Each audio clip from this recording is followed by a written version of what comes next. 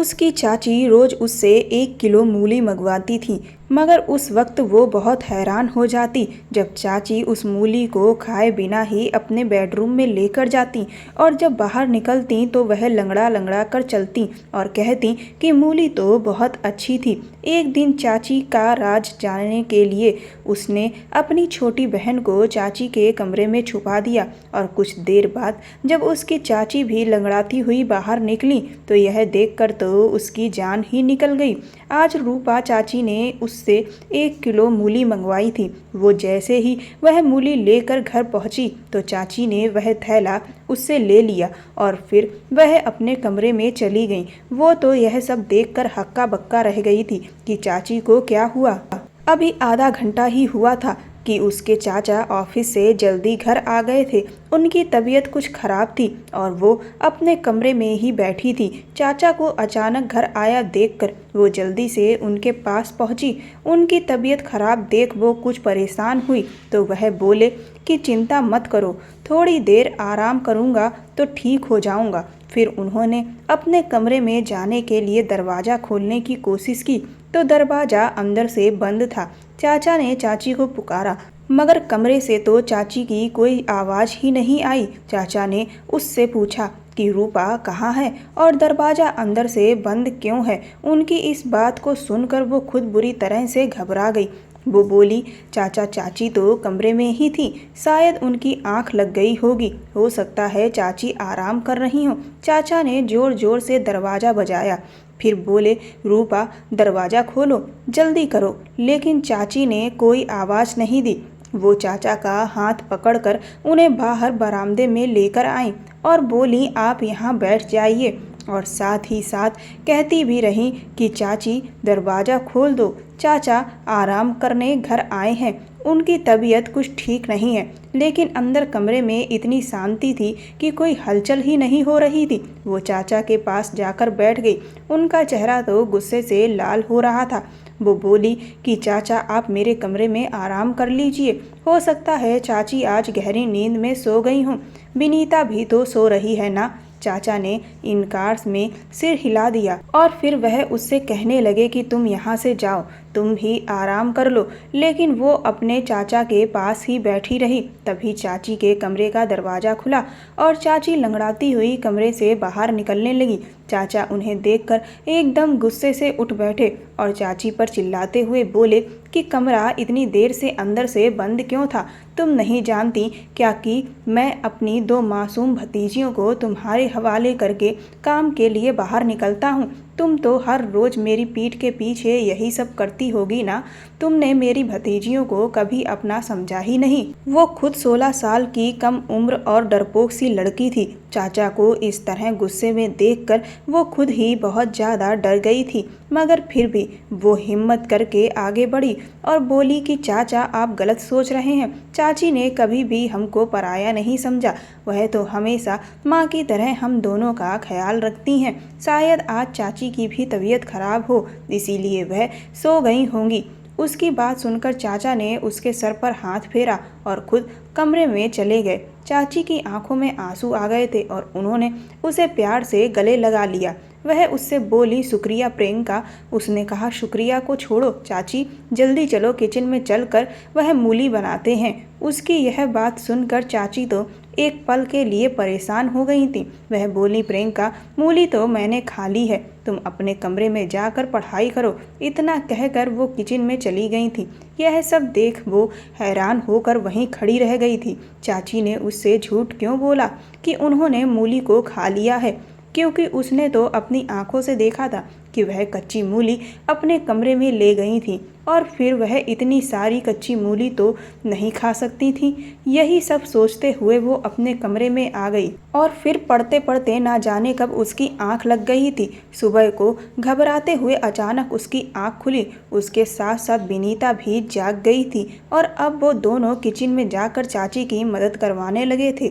आज चाची भी उसे बड़ी बेचैन सी और घबराई हुई लग रही थी, जबकि चाचा आराम से बातें कर रहे थे। उसने यह सोचकर यह सब नज़रअंदाज कर दिया कि यह सब उसका वहम ही होगा। सुबह वो जल्दी उठकर कॉलेज के लिए तैयार हो गई और चाचा के साथ ही चली गई। वह ऑफिस जाते हुए उसे भी अपने साथ लेकर जाया करते थे। वो और विनीता एक ही कॉलेज में एक साथ पढ़ते थे। विनीता के फर्स्ट ईयर के एग्ज़ाम हो चुके थे, इसीलिए उसकी छुट्टियां चल रही थीं, जबकि वो सेकंड ईयर में थी और उसके एग्ज़ाम के लिए अभी 3 महीने बाकी थे। कॉलेज से घर आने के लिए वो बस में सफ़र करके आती थी। वो जैसे ही घर पहुंची तो उसे लगा ही था कि जैसे चाची उसका ही इंतज़ार कर रही होंगी, और ठीक हुआ भी यही। वह उसके ही इंतज़ार में बैठी थी। वह उसे देखकर तुरंत कहने लगी कि प्रियंका, जल्दी से यूनिफॉर्म बदल लो और मुझे 1 किलो मूली लाकर दे दो। फिर वह कमरे में पैसे लेने के लिए चली गई थी। चाची की लंगड़ाहट अब ख़त्म हो चुकी थी। वो जल्दी से मुंह हाथ धोकर चाची के पास आ गई थी। वो रूपा चाची से पैसे लेकर 1 किलो मूली लेने चली गई। आज उसने चाची को थैला पकड़ाते हुए कहा कि चाची, आज प्लीज़ मूली की भुजिया बना लीजिएगा। उसकी यह बात सुनकर उसकी चाची के चेहरे का रंग एक पल के लिए बिल्कुल ही फीका पड़ गया था। फिर वह हाँ में सर हिलाकर अपने कमरे में वापस चली गई। उसे एकदम से यह सब कुछ बहुत अजीब सा लगा था कि ऐसा कैसे हो सकता है कि 1 किलो कच्ची मूली अपने कमरे में कौन लेकर जाता है।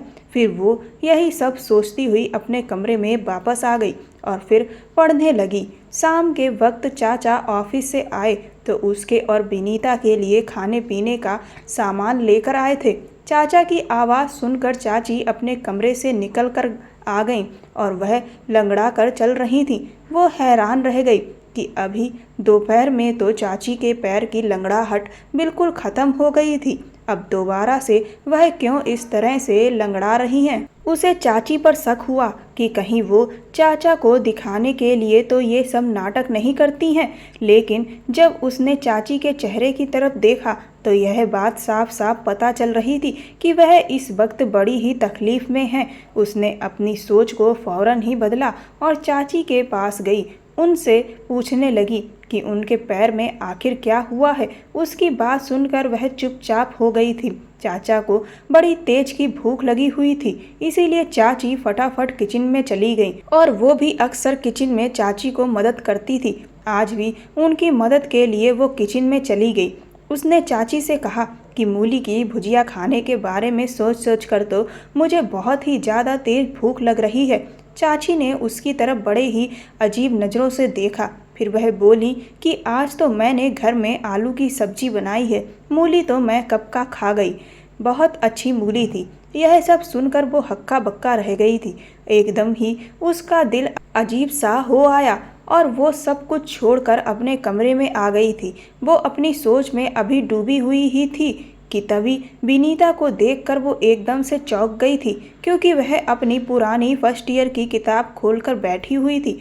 उसने उससे कहा कि जब तुम्हारे पढ़ने के दिन थे तब तो तुमने पढ़ाई से जान बचा ली थी, अब क्या फ़ायदा इस पढ़ाई का। उसने विनीता के हाथ से वह किताबें लेने के लिए अपना हाथ जैसे ही आगे बढ़ाया तो उसने उसका हाथ जोर से झटक दिया और उससे एकदम गुस्से में बोली कि कभी तो मेरी जान बख्श दिया करो, हर वक्त तुम मेरी माँ बनने की कोशिश करती रहती हो। मेरी बात कान खोल कर सुन लो, तुम सिर्फ मुझसे 2 साल बड़ी हो, 20 साल बड़ी नहीं हो, इसीलिए मेरे हर मामले में टांग मत अड़ाया करो। उसे विनीता से इस तरह की बातों की बिल्कुल भी कोई उम्मीद नहीं थी। विनीता ने तो कभी भी आज तक उसके साथ इस तरह की कोई बात नहीं की थी। वो उसे वहीं पर छोड़कर चाचा के पास आकर बैठ गई थी। चाचा उससे पढ़ाई के बारे में पूछने लगे, जबकि उसका सारा ध्यान तो चाची की टांग पर था। वह चाचा के सामने आने को बार बार टाल रही थी और बहुत मुश्किल से कोशिश कर रही थी कि वह उनके सामने लंगड़ा कर ना चले। चाचा ने उसे जब यूं सोच में डूबा पाया तो वह परेशानी की उससे वजह पूछने लगे। उसने बिना कुछ सोच समझे चाचा को सब बता दिया कि विनीता ने उसके साथ किस तरह से बदतमीजी की है। चाचा यह बात सुनकर हैरान रह गए थे। फिर उन्होंने विनीता को आवाज़ देकर बाहर बुलाया और बोले कि तुम हर वक्त कमरे में ही क्यों घुसी रहती हो, बाहर आकर हम सबके साथ क्यों नहीं बैठती हो। चाचा के शब्द अभी मुंह में ही थे कि विनीता ने जोर जोर से रोना शुरू कर दिया। वह बोली कि पिताजी खुद तो इस दुनिया से चले गए, लेकिन मुझे यहाँ पर दर दर की ठोकरें खाने के लिए छोड़ गए। चाचा कहते हैं कि कमरे में मत बैठो और चाची कहती हैं कि घर के कामों में हाथ बटाओ, जबकि मेरी तो सगी बहन खुद मेरी दुश्मन ही बनी हुई है। चाचा विनीता की हालत देखकर हैरान रह गए थे। फिर चाचा उठे और विनीता को गले लगाकर प्यार करने लगे और बोले, विनीता तुम जानती हो कि मैंने कभी भी तुम्हें अपनी भतीजी नहीं बल्कि हमेशा अपनी बेटी ही समझा है। फिर तुम आज इस तरह की बातें क्यों सोचने लगी हो? विनीता कुछ भी बोले बिना सिर्फ रोती ही चली जा रही थी। उसे ऐसे देखकर वो सब भी बहुत परेशान हो गए थे। फिर अचानक ही उसने अपने आंसू पोंछ लिए और उन सब से माफ़ी मांगकर वह वापस अपने कमरे में चली गई थी। चाचा ने चाची को आवाज़ देकर बुलाया और बोले, रूपा आजकल विनीता घर में होती है, लेकिन यह इतनी चिड़चिड़ी क्यों हो गई है? कोई बात हुई है क्या? चाची का चेहरा चाचा की बात सुनकर एकदम ही सफ़ेद पड़ चुका था। वह भी डरी हुई सी लग रही थी। वह बोली, नहीं तो विनीता तो हर वक्त बस अपने कमरे में ही बैठी रहती है, इसीलिए मैंने तो एक दो बार उससे बोला कि वह घर के कामकाज में थोड़ी बहुत मेरी मदद कर दिया करे। इस तरह से वह भी बोर नहीं होगी और मेरा भी काम आसान हो जाएगा। लेकिन मुझे लगता है कि शायद उसे मेरी यह बात बुरी लग गई होगी। चाचा कुछ सोचने लगे थे, जबकि ना जाने उसे ऐसा क्यों लग रहा था कि जैसे रूपा चाची उनसे कुछ छुपा रही थी। बात सिर्फ इतनी ही नहीं थी, कुछ ना कुछ तो ऐसी बात थी जिसमें बहुत बड़ी गड़बड़ जरूर थी। अगले दिन चाचा उनके कमरे के लिए टीवी लेकर आए और अच्छी अच्छी मूवीज़ ले आए थे। किताबें और नॉवेल्स भी लेकर आए थे और चाचा ने विनीता के हाथ में वह सब थमा कर बोला, आज के बाद तुम घर में बोर नहीं होगी। फिर कैरम चाची के हाथ में पकड़ाकर बोले कि रूपा तुम और प्रियंका कैरम खेल लिया करो। यह देखकर चाची के भी चेहरे पर मुस्कुराहट आ गई थी। वो जब कमरे में आई तो विनीता उसे बड़े ही जोश में लग रही थी।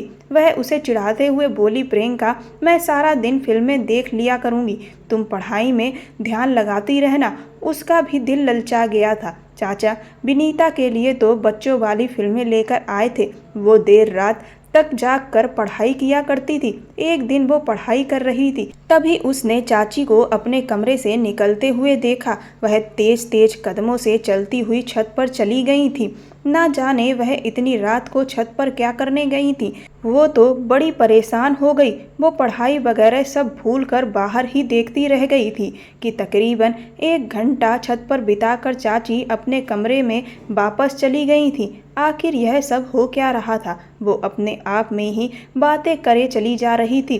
अगली रात को उसने एक बार फिर से यही नज़ारा देखा। आधी रात के वक्त चाची चुपके से अपने कमरे से बाहर निकली और छत पर चली गईं और फिर से वह तकरीबन 1 घंटे के बाद ही छत से नीचे आई थी। इस बार उससे रहा नहीं गया और उनके कमरे में जाने के बाद वो तुरंत ही छत पर गई। पहले तो वहाँ अंधेरे में उसे कुछ भी दिखाई नहीं दिया, लेकिन फिर तभी अचानक उसने छत के आखिरी किनारे से किसी आदमी को कूदकर जाते हुए देखा। यह सब देखकर उसके तो होश ही उड़ चुके थे। इसका मतलब उसकी चाची चाचा को धोखा दे रही थी। नहीं नहीं, ऐसा नहीं हो सकता। उसकी चाची तो बहुत अच्छी हैं, लेकिन फिर वह आधी रात को अंधेरे में इस आदमी से मिलने क्यों आती हैं?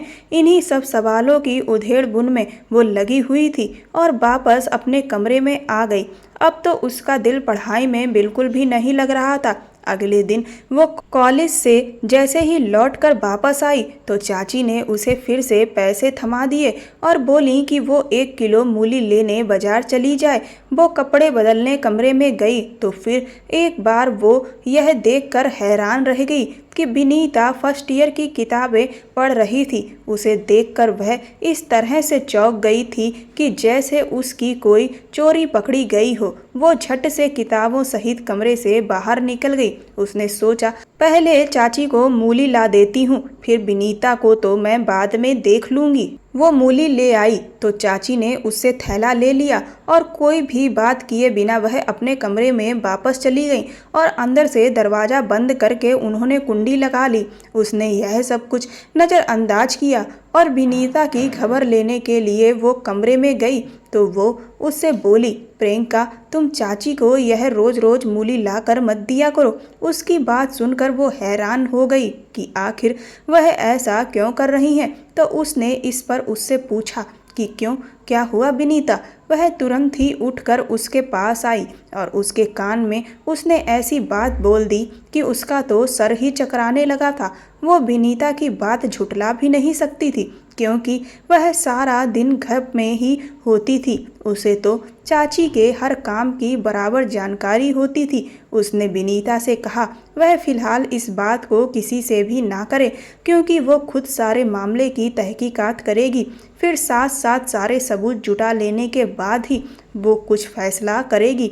यह सब कहने के बाद वो पढ़ने के लिए बैठ गई तो विनीता टेरेस पर चली गई थी। पढ़ाई में तो उसका दिल बिल्कुल भी लग ही नहीं रहा था। वो विनीता और चाची की आदतों की वजह से बहुत परेशान थी। यह दोनों ही बड़ी ही अजीब अजीब सी हरकतें कर रही थी। वो अपनी सोच में गुम थी कि तभी चाची कमरे से बाहर निकल कर आई और वह लंगड़ाते हुए चल रही थी। उसे अब तो कुछ गड़बड़ नजर आ रहा था। उसने कहा कि चाची मूली कहाँ गई। चाची बोली वह तो मैंने खा ली है, वह तो बड़ी ही अच्छी थी। यह सब सुनकर वो चुप हो गई। चाची लंगड़ा लंगड़ा कर चलती हुई घर के काम कर रही थी और थोड़ी ही देर में वो भी छत की तरफ जाने लगी थी। उसने अपना सर झटक दिया और अपनी किताब उठा ली। वो यही सोचने लगी कि यह दोनों तो पागल हैं, लेकिन यह दोनों मिलकर मुझे भी पागल बना डालेंगी। उसका दिल पढ़ाई में बिल्कुल नहीं लग रहा था। चाची को छत पर गए हुए अब बहुत देर हो गई थी। वो भी उन दोनों के पीछे ही इसीलिए छत पर चली गई। जब वो सीढ़ियों से चढ़ते हुए ऊपर जा रही थी तभी उसने चाची की आवाज़ सुनी। उनकी आवाज़ उसे आसानी से सुनाई दे रही थी। चाची विनीता को बुरी तरह से डांट रही थी और विनीता के रोने की आवाज़ भी नीचे तक आ रही थी। उसका दिल अपनी बहन के लिए डूबने सा लगा था। वो जैसे ही छत पर पहुंची उसे देखकर वो डर गई और उन्होंने विनीता को गले से लगाया और प्यार से उससे बोली कि तुम मेरे साथ कैरम नहीं खेलोगी। विनीता ने अपने आंसू पोंछ लिए और फिर वह जबरदस्ती मुस्कुराने की कोशिश करने लगी थी। वो उन दोनों को हैरानी से देखे जा रही थी। उसने विनीता का हाथ पकड़ा और उसे खींचते हुए नीचे लेकर आ गई थी। उसे कमरे में लाकर उसने पूछा कि चाची तुम्हें क्यों डांट रही थी। उसकी बात सुनकर विनीता घबरा गई और बोली नहीं तो चाची मुझे बहुत प्यार करती हैं, ऐसा तो कुछ भी नहीं है। वो कुछ सोचकर चुप हो गई। उसने कहा विनीता मुझे तुम्हारी मदद की ज़रूरत है। मैं चाची का राज जानना चाहती हूँ। उस दिन तुमने जो बात मुझे बताई थी वह सिर्फ तुम्हारा वहम थी, लेकिन मैं चाहती हूँ कि तुम मुझे असली सबूत लाकर दो। कल मैं चाची को मूली लाकर दूंगी तो तुम उनके कमरे में छुपकर देखना कि वो इतनी सारी मूली कैसे खाती हैं और फिर लंगड़ा लंगड़ा कर क्यों चलने लग जाती हैं। उसकी यह बात सुनकर विनीता एकदम से मुस्कुराने लगी थी। वो बोली प्रियंका इस सब में मैं तुम्हारा साथ जरूर दूंगी। अगले दिन कॉलेज से वापस आते समय वो अपने दिमाग में सारा प्लान फिट करके आई थी। जब वो घर पहुंची तो उसने चाची को उसका इंतजार करते हुए पहले ही पाया था। वो उससे बोली प्रियंका जल्दी से मुझे 1 किलो मूली लाकर दे दो। वो ड्रेस बदलने के लिए कमरे में चली गई और विनीता को भी समझा दिया कि जैसे ही चाची को आवाज़ देकर मैं बुला लूँगी फ़ौरन तुम उनके कमरे में जाकर छुप जाना। उसने हाँ कह दिया था। उसने चाची को आवाज़ दी और कहा कि चाची मूली महंगी हो गई हैं, इसीलिए थोड़े पैसे और देने पड़ेंगे। चाची मुस्कुराकर बोली तो फिर क्या हुआ, मैं अभी ला कर देती हूँ। बस इतनी ही देर में विनीता चाची के कमरे में जाकर छुप गई थी। वो मूली लेकर चली आई थी। चाची ने खुशी खुशी उससे वह मूली ले ली और अपने कमरे में चली गई। वो बाहर बरामदे में बेचैन होकर चक्कर पे चक्कर काटे जा रही थी। तकरीबन 1 घंटा बीत बीत जाने के बाद चाची के कमरे का दरवाजा खुला। वो कमरे से बाहर आ गई थी और किचन में चली गई। विनीता भी उनके कमरे से बाहर निकल कर आई तो उसे देखकर तो वो दंग रह गई थी। विनीता भी आज लंगड़ा कर चल रही थी। उसने विनीता के हाथ को पकड़ा और जल्दी से पूछा, विनीता बताओ कि आखिर तुम्हें क्या मालूम हुआ है? तुम मुझे बड़ी परेशान सी लग रही हो। वह उससे बोली, प्रियंका मैंने तुम्हें पहले ही बता दिया था कि चाची जरूर हमसे छुप छुप कर घर से बाहर कहीं निकल कर जाती हैं, मगर तुमने मेरी बात पर यकीन ही नहीं किया था। वो खिड़की बहुत छोटी है, उससे निकलते वक्त मेरे तो पैर में चोट ही लग जाती है और इसीलिए चाची भी लंगड़ा कर चलती हैं। मैं भी उस खिड़की से निकल कर चाची के पीछे जाना चाहती थी, मगर इस चोट की वजह से मैं वापस आ गई। उसने विनीता को कहा वह चाचा को इस बारे में कुछ भी ना बताए। वह बोली कि मैं पागल तो नहीं हूँ जो चाचा का घर उजाड़ने की सोचूं।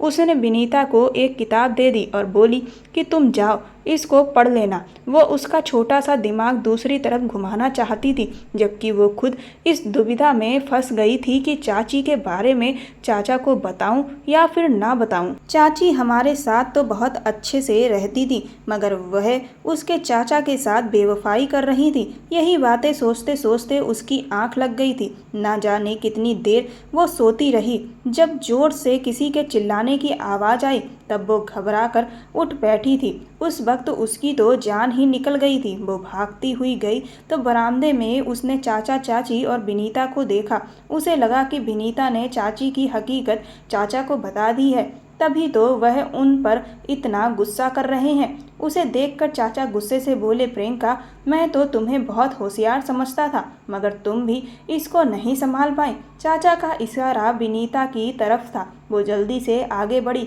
और बोली, चाचा हुआ क्या है? चाचा की आंखों में आंसू आ गए थे। वह बोले, तुम विनीता से मुझे यह पता करके बता दो कि छत पर कौन था जो इससे मिलने आया था। उनकी बात सुनकर वो एकदम से डर गई थी। उसने जोर से इनकार में सर हिला दिया था। उसने बोला, नहीं चाचा, हमारी विनीता ऐसी नहीं है। जरूर आपको कोई गलतफहमी हुई होगी। चाची भी आगे बढ़कर बोली कि आप बिना सबूत इतना गुस्सा ना करें, बच्ची है, वह सुधर जाएगी। चाचा चाची को घूर कर कह रहे थे। वह बोले कि मैंने तुम्हें पहले यह बात कही थी कि यह दोनों लड़कियां सिर्फ मेरी भतीजी ही नहीं बल्कि मैं इन्हें अपनी बेटियां भी समझता हूँ।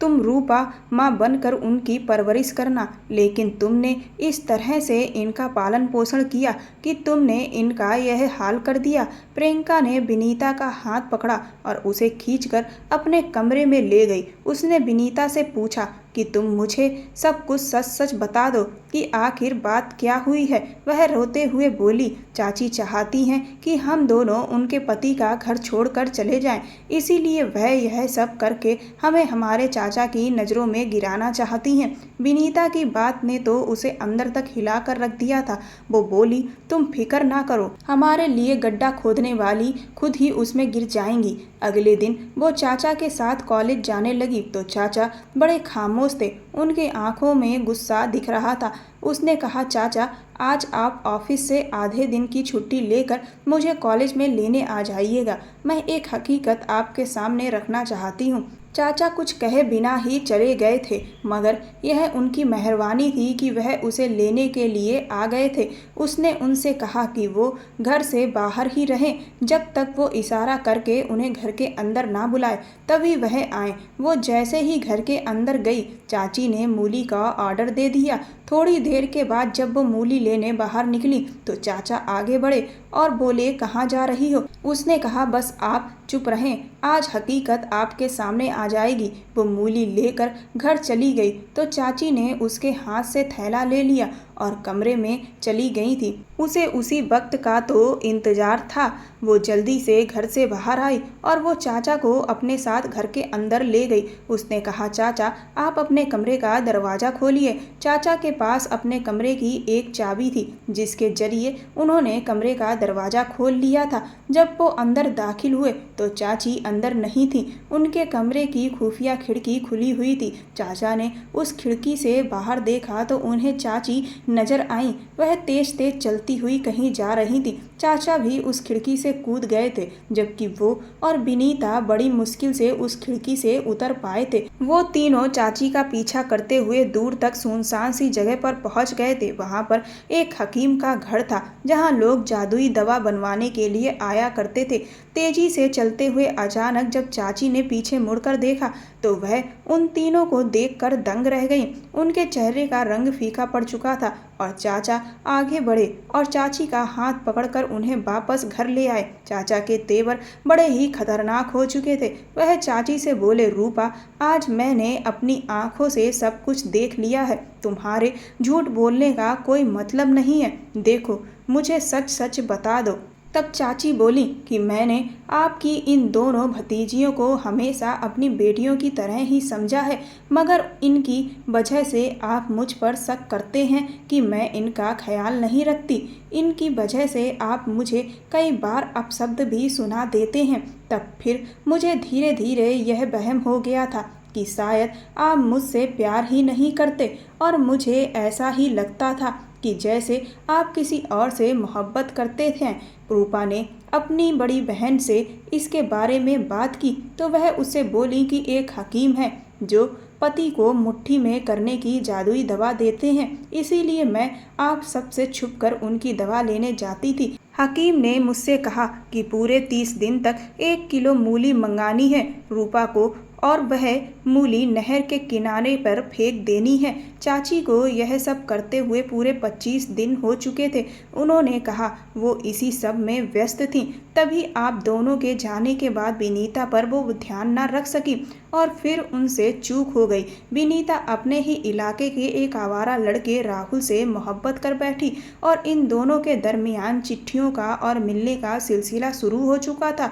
मुझे विनीता पर शक हुआ, इसीलिए मैं आधी रात को उठकर छत पर चली गई थी। तब मुझे राहुल का खत नजर आया। उसमें उसने विनीता की बहुत तारीफ करी थी। मैंने वह खत विनीता को दिखाते हुए कहा कि तुम्हारी हकीकत मैं तुम्हारे चाचा को बता दूंगी, इसीलिए समय रहते तुम पहले ही सुधर जाओ। मगर विनीता तो मुझे ही अपना दुश्मन समझने लगी थी। मैं यह ठान चुकी थी कि 30 दिन के बाद जब दवा पूरी हो जाएगी, उसके बाद मैं विनीता से सख्ती से पेश आऊंगी। मगर मैं आपसे माफ़ी मांगना चाहती हूँ कि मैं विनीता का ख्याल नहीं रख पाई। प्रियंका ने विनीता की तरफ देखा तो वह शर्म के मारे सर झुकाकर खड़ी थी। चाचा ने आगे बढ़कर विनीता के सर पर हाथ रख दिया और बोले, बेटा, अगर राहुल अच्छा लड़का होता तो मैं खुद उसकी शादी तुम्हारे साथ करवा देता, मगर सच मानो वह एक बहुत ही बुरा इंसान है। इलाके की हर लड़की के ऊपर उसकी गलत नज़र रहती है। चाचा की यह बात सुनकर विनीता रोने लगी और बोली, चाचा, घर में सुनसान और अकेलापन था, इसी वजह से मैं इस गलत राह पर चल बैठी, वरना मुझे राहुल में कोई दिलचस्पी नहीं है। चाचा मुस्कुरा दिए थे। उनके सर से भारी बोझ उतर गया था। फिर उन्होंने उन दोनों को कमरे में भेज दिया था। यकीनन वो अब चाची की खबर लेने वाले थे।